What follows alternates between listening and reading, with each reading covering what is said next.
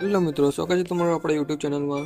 તો જીએસએસબી એટલે કે ગુજરાત ગૌણ સેવક પસંદગી મંડળ જે દિવ્યાંગ ઉમેદવારો માટે ભરતીની ખાસ ઝુંબેશ ચલાવવામાં આવેલ છે. એની માટે ક્લાસ 3ની ભરતીની જાહેરાત કરવામાં આવી છે. તો એ ભરતીની અંદર શું લાયકાત છે, શું પગાર ધોરણ છે અને કેટલી તારીખે તમે ફોર્મ ભરી શકો છો, તો એની માહિતી આપણે આમાં આપવાના છીએ. નોટિફિકેશન આવી ગયું છે આપણી પાસે અને સૌથી પહેલાં આપણે આ માહિતી તમારી સુધી પહોંચાડીએ છીએ. તો ચેનલને સબસ્ક્રાઈબ જરૂરથી કરી લેજો અને વિડીયોને પૂરો જોવા વિનંતી છે. તો બરાબર છે, આપણે જોઈ શકીએ છીએ જીએસએસબી દ્વારા જે દિવ્યાંગ ઉમેદવારો માટે ખાસ ભરતીની ઝુંબેશ ચલાવવામાં આવી રહી છે. એની અંદર આ ભરતીની જાહેરાત કરવામાં આવી છે. એનું ભરતીનો જાહેરાત ક્રમાંક છે 320-25-26 છે.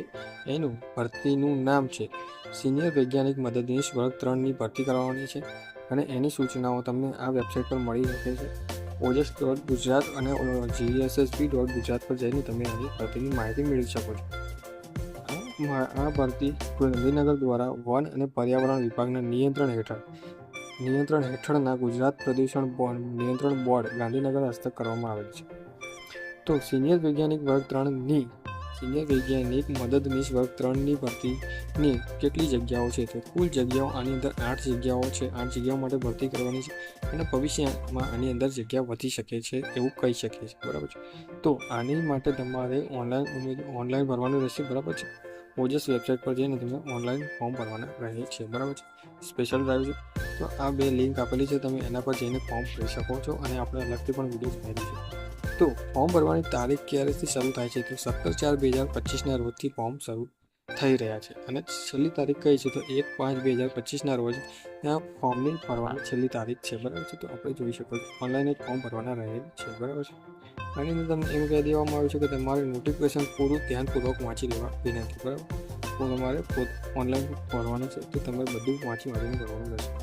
તમારી કેટેગરી કન્ફર્મ નાખવાની રહેશે. બરાબર છે. અને તમારા ડોક્યુમેન્ટમાં ફોર્મ નાખવાના રહેશે. કોઈ પણ ડોક્યુમેન્ટ આપવાના રહેતા નથી, પરંતુ તમારે ઓરિજિનલ ડોક્યુમેન્ટ સાથે રાખીને ફોર્મ ભરવાનું રહે છે. પરીક્ષાની પદ્ધતિ તમે જોઈ શકો છો. પરીક્ષાની પદ્ધતિ MCQ આધારિત રહેવાની છે, પરંતુ CBRT એટલે કે કોમ્પ્યુટર બેઝડ એક્ઝામ રહેવાની છે. બરાબર છે. તમે જોઈ શકો. આની અંદર તમારે SMS માટે મોબાઈલ નંબર અને ઈમેલ ID એવા આપવા જે તમારે સાચવી રાખતા હોય અને તમે અત્યારે હાલમાં વાપરતા હોય તે તમારા નંબર અને ઈમેલ ID સાચવી રાખવાના રહેશે. કારણ કે બધી માહિતી તમને ઈમેલ ID અને મોબાઈલ નંબર દ્વારા જ મળવાની છે. બરાબર છે. જગ્યાની વિગતો આપણે જોઈ લઈએ છીએ. જગ્યાનું નામ અહીંયા આપી દીધું છે. જગ્યાની કુલ કેટલી જગ્યાઓ છે. બરાબર છે. અને અહીંયા કેટેગરી વાઇઝ કેટલી જગ્યાઓ આપવામાં આવેલી છે એની વાત કરવામાં આવેલી છે. તો આપણે જોઈ લઈએ છીએ. બરાબર. કુલ જગ્યા અહીંયા 8 છે. બરાબર. અહીંયા સિનિયર વૈજ્ઞાનિક મદદનીશ વર્ગ 3ની જગ્યાઓ છે. અહીંયા કેટેગરી આપેલી છે. A કેટેગરી અને B કેટેગરી, C કેટેગરી આપેલી છે અને નીચે કેટેગરી વાઇઝ જગ્યાઓ આપેલી છે. એ તમે તમારી રીતે જોઈ લેવા વિનંતી. બરાબર છે. અહીંયા તમે જોઈ શકો છો કેટેગરી.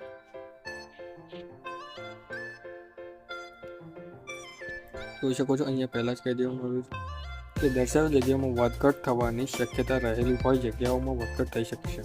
એટલે કે વધઘટ થવાની શક્યતાઓ છે. બરાબર છે. મોસ્ટ ઓફ ધ જગ્યા વધતી જ હોય છે એટલા માટે.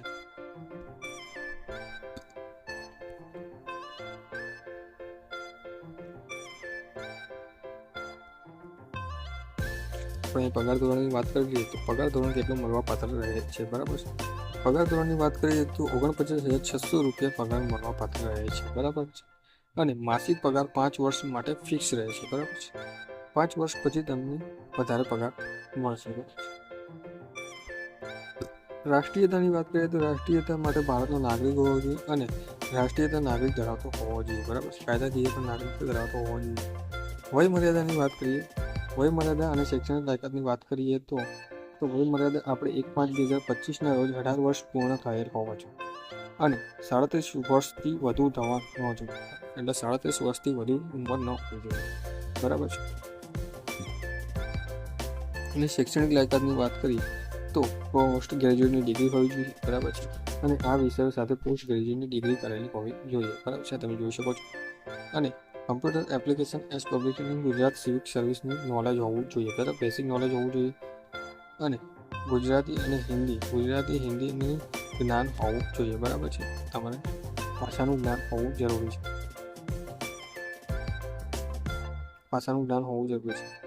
વય મર્યાદામાં છૂટછાટ કેટેગરીમાં આપવામાં આવેલી છે તો તમે જોઈ શકો છો 10 વર્ષની છૂટછાટ છે અને 45 વર્ષ સુધી તમે ફોર્મ ભરી શકો છો. બરાબર છે. આ તમારી રીતે જોઈ લેવાનું રહેશે. આપણે નોટિફિકેશનની PDF આપી દઈશું. બરાબર છે. ડિસ્ક્રિપ્શનમાં ત્યાં જઈને તમે જોઈ શકો છો જેથી અમારો સમય ના બગડે.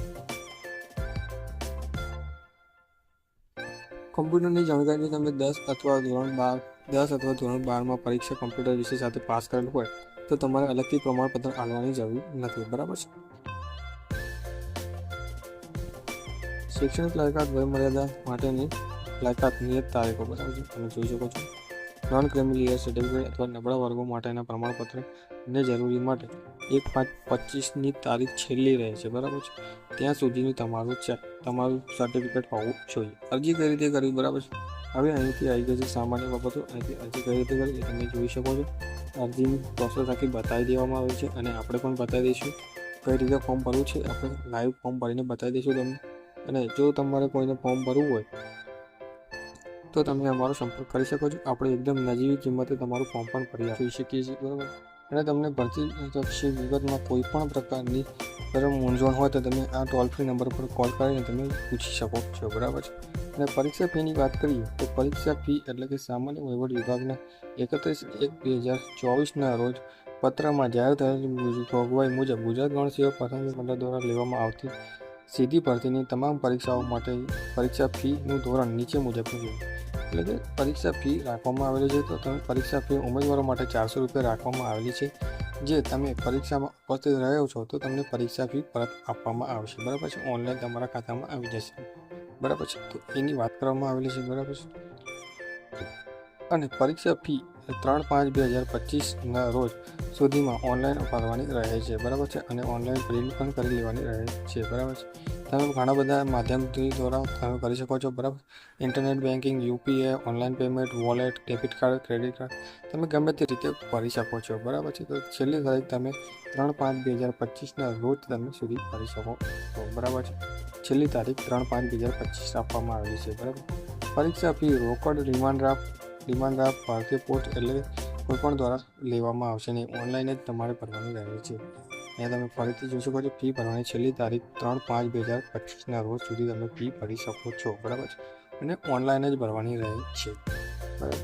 પરીક્ષાની પદ્ધતિ આપણે જોઈ શકીએ છીએ. પરીક્ષાની પદ્ધતિ આપણે જોઈ લઈએ છીએ કે CBRT રહેવાની છે એટલે કે કોમ્પ્યુટર બેઝડ MCQની રહેવાની છે. એની અંદર પણ પાર્ટ A અને પાર્ટ B બે ભાગમાં લેવામાં આવવાની છે. બરાબર છે. તો ભાગ A અને ભાગ Bમાં તમે કઈ રીતનું પેપર આવવાનું છે તો તે જોઈ શકીએ છીએ. એની અંદર પાર્ટ Aની અંદર તાર્કિક કસોટી તથા ડેટા ઇન્ટરપ્રિટેશન અને ગાણિતિક કસોટી આવવાની છે. અને બંનેના 30 ગુણ રહેવાના છે એટલે કે કુલ 60 ગુણ રહેવાના છે. બરાબર. પાર્ટ Bની અંદર પણ એવું છે.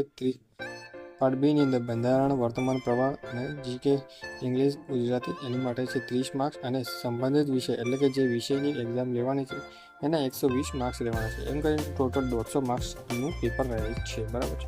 પાર્ટ A અને પાર્ટ B એમ બે ભાગમાં વહેંચવામાં આવે છે. બરાબર છે.